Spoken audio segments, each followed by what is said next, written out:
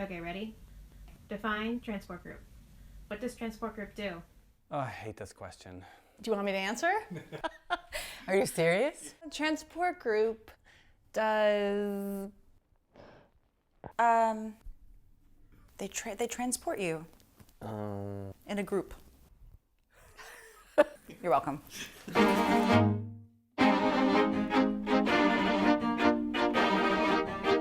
I think the shows we do at Transport Group, there's not really an external through line. Transport group programming is almost schizophrenic. No matter what the story is, there's going to be a tremendous amount of very deep emotion in them. And I think that's what connects all of our shows together. It's united by just a tremendous amount of heart and a willingness to take extraordinary risk. It's very daring. It's very much going out on a limb. What the fuck is he doing? That's what I thought. I'm serious. But also, too, having the restraint to know that provocative is wonderful, but it must also have resonance. I was like, what is that? It's beige and nothing. All of a sudden, the people filled in the space. I don't know how to explain that. But it was as if the play began, and then I saw that Midwestern home, and then by the end of the play, it was very full. I first started working with Transport Group early in my career. It was very exciting to watch people take big risks. I think in order to be an artist with the Transport Group, you have to be brave.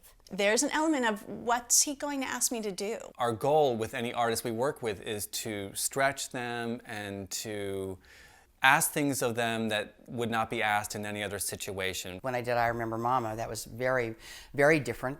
Nobody had ever done anything like that with all women over a certain age playing all the roles. You're not only working with all of your tools, but you're being challenged to stretch beyond them. What a gift to step on a stage and to play parts that you were never going to get to play. My belief is that if you challenge the artist, then you challenge the audience as a result. That, to me, is the key to having the most honest dialogue with the audience. It's not trying to challenge the audience to feel important or to feel significant or to feel clever. It's challenging itself and asking the audience to share in that challenge.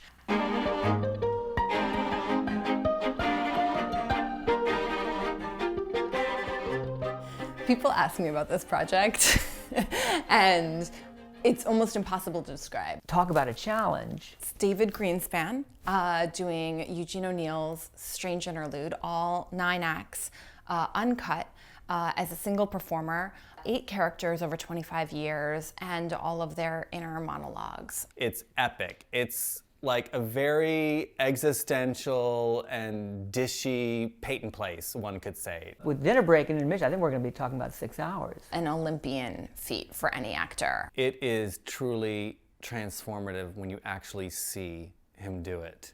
David Greenspan is a genius. He's virtuosic. It's funny, hearing the play through David is, I think what really kind of comes out is the writing.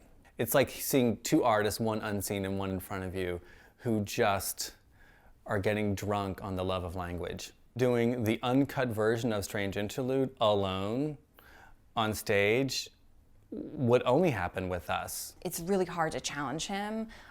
In Transport Group, I think he's met his match. It's terrifying. That's all I can say about it.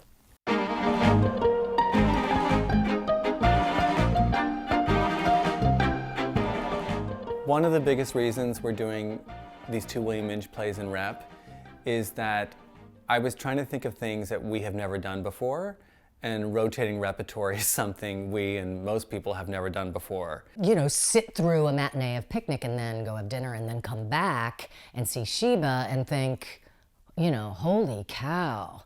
I now am looking at the similarities and look at the language. I love William Inge. I would say he's, you know, next to Tennessee Williams, he's my favorite playwright. I think he captures the sound and the rhythms of small town life, small town people, and I think that he knew what he was doing in doing so. Of all the classic American playwrights, William Inge is the expert on American loneliness. It's not very glamorous, it's not very sexy, it's not very American to be lonely, and he really went there. I think Inge was probably a deeply sad and lonely person, and that comes through in his plays, and yet there's always hope. Elie Kazan had a great phrase about William Inge that I think is very true.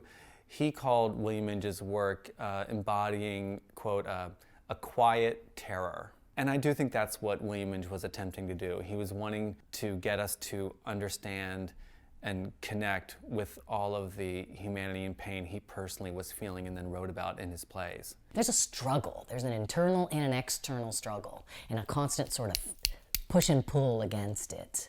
That's thrilling to watch. This is the kind of part that, you know, people kill to do. And here I am at my age of whatever it is. I don't know if I'll ever get to do a part like that again. Somebody said to me, how do you feel? I said, excited and scared. But it's good. You have to be scared because otherwise, you know, I wouldn't learn anything. So I'm grateful for that.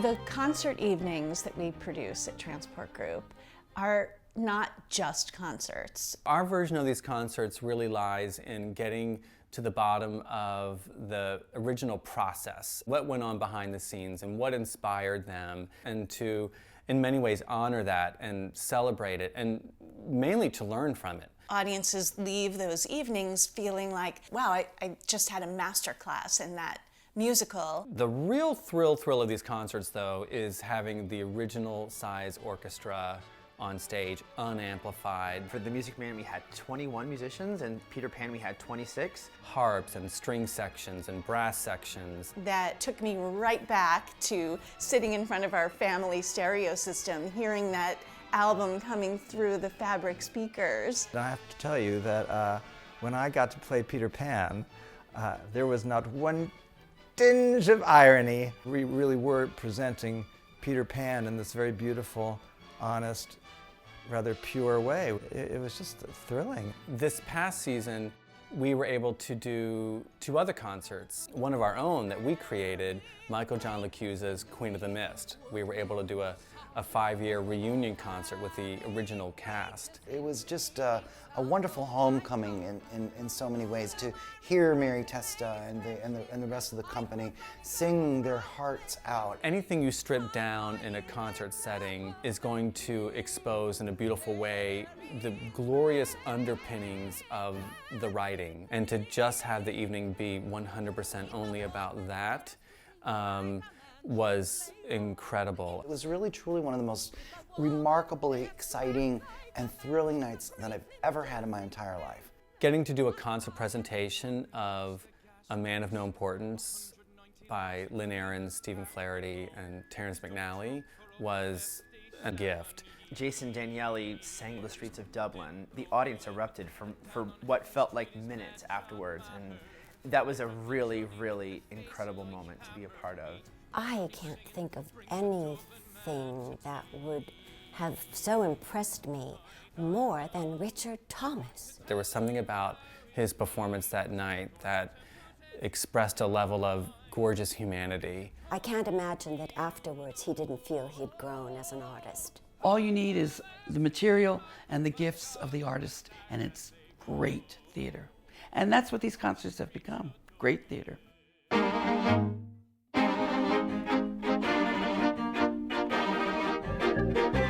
I think what Transport Group offers that is unique is contained in its name. It's right there in the title, it's transporting. I mean, it really takes you to a new place. I think it's wonderful to always be changing, and that's something that they always do with every production. I don't get the group part. Anytime you walk into a theater where there's a Transport Group production, you're going to be surprised. I remember a moment in the middle of that musical when she started to flow down that waterfall, and all of a sudden, we were in the play in a way I don't think I've ever, you just don't experience that often in theater. Rachel Bay Jones singing that with such intensity, it was so powerful and such a intimate and personal, searing moment to be part of. For me, the audience was the most revealing in a funny way.